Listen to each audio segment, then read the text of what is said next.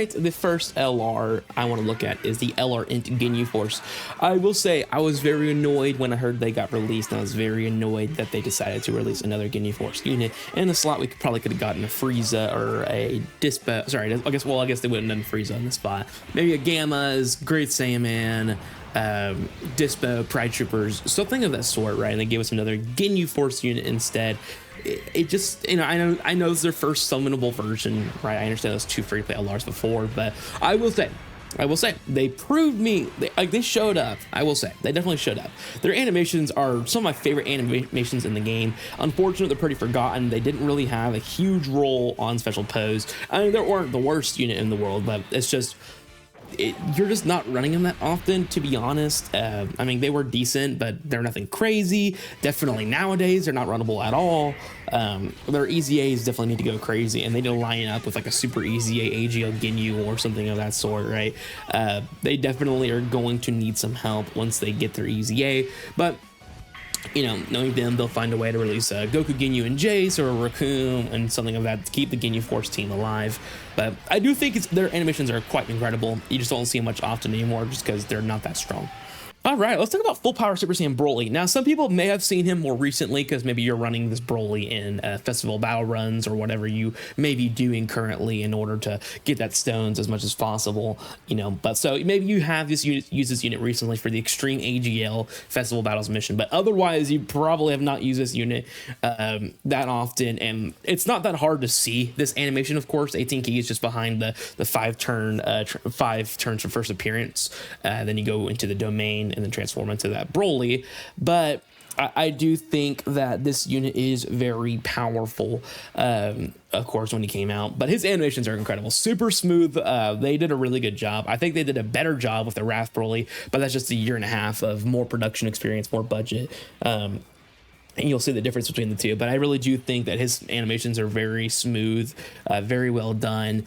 I'm really excited. I really do enjoy how high quality the Dragon Ball Super Broly animations are throughout this game, and they did an incredible job with his as well.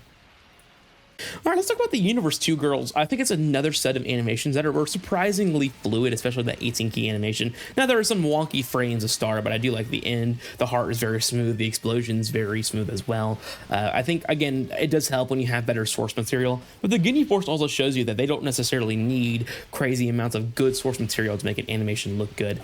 But the Universe 2 animations are very, very well done. Again, it does help it is from Dragon Ball Super, more polished already to start with, but I mean, there's even units from Dragon Ball Super that do not have as polished animations as this one, so it is very nice to see this 18 key animation. You're just not using them that often because, well, they weren't super strong when they released. They weren't terrible, but they weren't super strong when they released, and they're nowhere near as good now. Peppy Gals definitely need some kind of upgrade to help keep that team afloat, but yeah. Let's talk about LR in Super Saiyan 4 Goku, full powers, especially. I love that 18 key animation where he's charging up the yellow aura, the red Kamehameha, dude. It's incredibly well done. Probably my favorite 18 key animation in the game, honestly. Not the favorite, because of course there is the G4's Big Bang Kamehameha. That looks incredible. And the DBS Broly's 18 key animation, that also looks very incredible, but his is up there. I mean, probably top 5, maybe even top 3. They did a very incredible job with how it looks. It's so smooth. There's a lot of aura and hype moments, you could say, right? The charging, the Kamehameha. It's just very, very well done. So, I mean, you're not going to see much better than this when we get a Goku in the future, unless they go the Dokkan original route. This is probably the best version of the 10 times Kamehameha we are going to see in this game for a very long time. All right, let's get into some Dokkan Originals, which we just talked about. Let's look first at the Vegito Blue, the starter, quote-unquote, of Dokkan Original animations. He's clearly not the starter of Dokkan Original animations. We all know that we've had ones in the past, but this is the one they first labeled as a Dokkan Original animation. And I think to consider what a Dokkan Original animation is, we have to consider the fact that it's probably things or characters that actually exist, but they're doing something they never did before. Like, we have the map of the Super Saiyan 3 Bardock, we have Super Saiyan 3 Broly, we have Super Saiyan 3 Vegeta, we have Goku and Gohan, right? which you could say, well, Goku and Gohan was technically a Dokkan original, but they never really fought together in the first place. So like it depends on what you view as a Dokkan original. I don't really know what they would label it as, but to me it just seems like a character that actually did fight, that actually was in a fight, but they're doing something they did not do before. Right. So for example, Age of Vegeta Blue doing the sword and the little key spears floating around him and then doing the whole combo with that. I mean, Vegeta Blue actually fought, and he could definitely have done something just like that, but it is something original in its own sense. But I'm not even trying to say that Goku and Gohan were not a Dokkan original. I'm more so just saying the fact that I wonder if that's their definition of a Dokkan original. But again, I'm not 100% certain. I mean, we definitely can count Goku and Gohan as a Dokkan original, even if they didn't say so. Next we have Gogeta Blue. I really do like Vegeta Blues a bit more than Gogeta's Blues. I mean, he's doing the sword attack, the orbs are flying around him, he does like a final flash, or like a beam that ends up also becoming a spirit sword. Really well done. Versus Gogeta Blue, which is, he starts in the Saiyan Saga stance, and then he goes hit, and then he brings together like a Gallic Kamehameha, which looks decent, but nothing crazy. But I do think that Gogeta Blues is cool, but I definitely think the AGL Vegeta Blues is way more well done. And it's cool it's an 18K animation. I think it sucks that it kind of went away from that a little bit more recently. For example, the new Vegeta Blue that we got, quote unquote Vegeta Blue, I should say, he has a Dokkan original, but the Dokkan original is stuck behind a active skill. Same thing with Gogeta Super Saiyan 4. He has a Dokkan original, but it's stuck behind an active skill.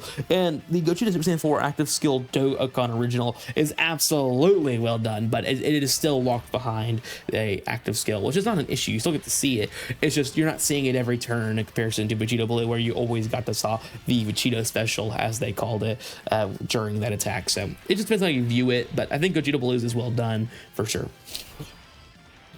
Alright guys, I'm going to stop this video for 1 second because this video is sponsored by G Fuel. If you guys enjoy these products, there is a wide range of all kinds of products. The favorite ones, of course, for me are the ones with the Dragon Ball flavors. They have the Kamehameha, the Super Saiyan, the Evil Emperor, and the new line of Cell Saga products. If you guys are interested in any of these products, click the link in the description. It has my code already applied, but just in case, go ahead and put in that code in that checkout on the promo code slot, and you'll get yourself a discount on your order. Again, that is LR24 as the promo code for 10% off of a G Fuel order. All right, guys, back to the video.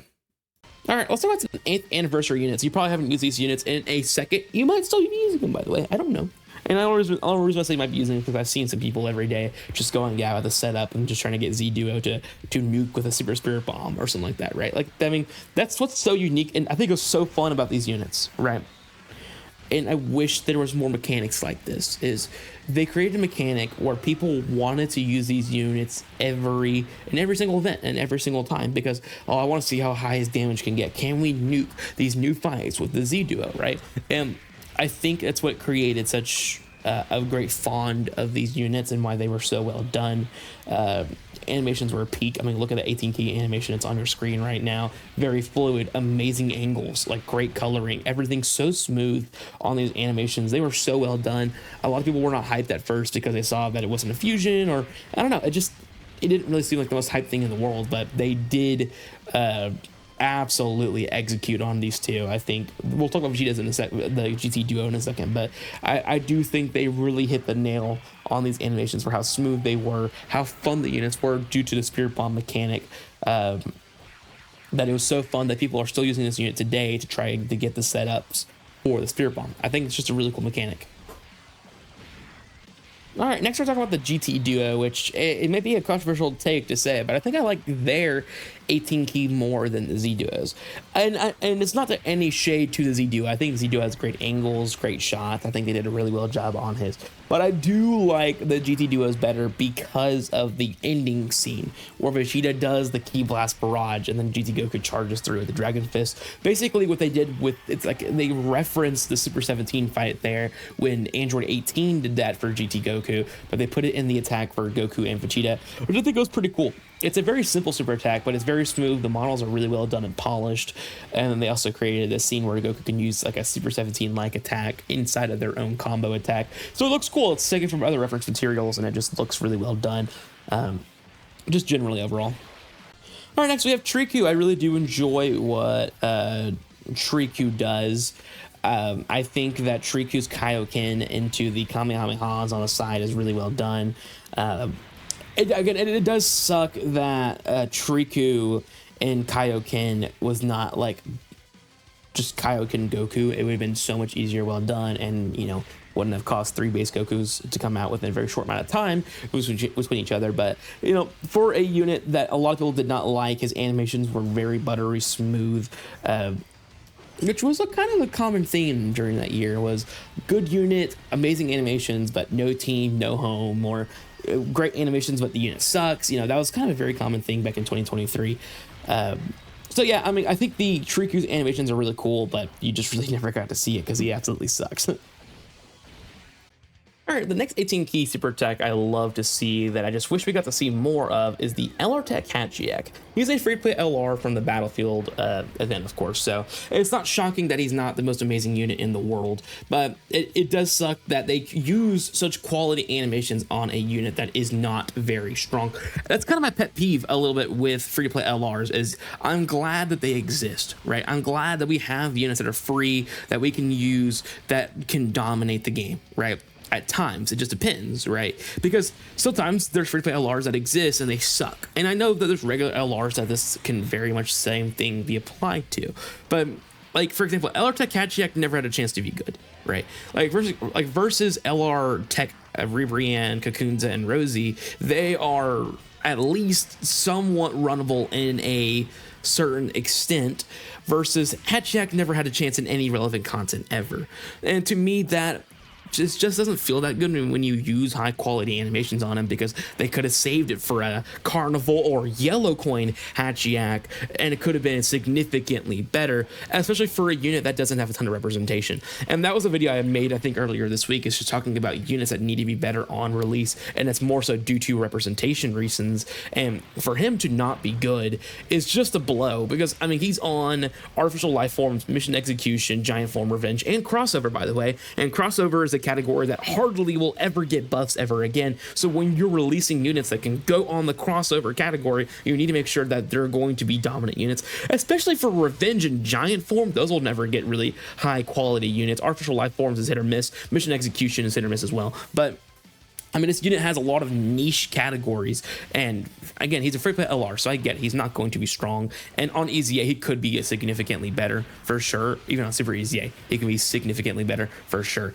But it's just a lot more times than not, especially as Battlefield LRs, you're not going to be strong. So they're wasting high-quality animations on a unit that no one's going to use for a very long time, and that's, to me, is what sucks, because this unit is, I mean, his animations are very well done. They are like Carnival level, Dokkan Fest LR level animations. I'm not saying the unit is Dokkan Fest LR worthy, I'm just saying that the animations themselves are, and it's just on a unit that you can hardly use. All right, the final one we're talking about is LR AGL Super Boo, and this is a unit that actually got a significant amount of use in 2024 due to the Majin power buffs, but of course we're in 2025 now, and this unit is no longer usable. But I really do love his animations. They actually tend to shock me a ton in the animations that are in the spot of the April LR. We got the Super Boo, the Ginyu Force, Pycon. Those are the LRs that fit in that time spot, and all of their animations are very well done. I mean, it's not. I mean, Yellow Coin LRs generally have good animations. It's not like a shocking thing in the world that a Yellow Coin LR has amazing animations, but I don't know why. But specifically, that spot has been an insane amount of high quality animations. But I will also say, altogether, Yellow Coin LRs as a whole have had pretty incredible animations very recently. So I will applaud them for still allowing, Yellow Coin LRs to actually mean something. And in its own sense, Yellow Coin LRs are slowly starting to turn up as a very valuable thing to have, especially because their leader skills 200%, which is pretty incredible buff for Yellow Coin LR leader skills. But I do like the Assault Rain attack here, and I wish he was more usable throughout. And he's actually due for an EZA next year, so it will be interesting to see what they're going to buff. Again, I imagine we're going to see a Kid Buu next year. I know a lot of people probably will laugh at me because they're like, we waited 10 years for Kid Buu. You actually think we're going to see Kid Buu? I actually think we're going to see Kid Buu next year, just based off of trends, off of when anniversary units get an EZA, they tend to remake an anniversary unit. And what more than to, like, for the Global Dokkan campaign or anniversary, make a tag Super Spirit Bomb unit and then release LR Kid Buu right next to him. And then you can EZA the AGL Super Buu, you can Super EZA Int Kid Buu. There is a good amount of EZAs coming up for Majin Buu Saga that you can capitalize on.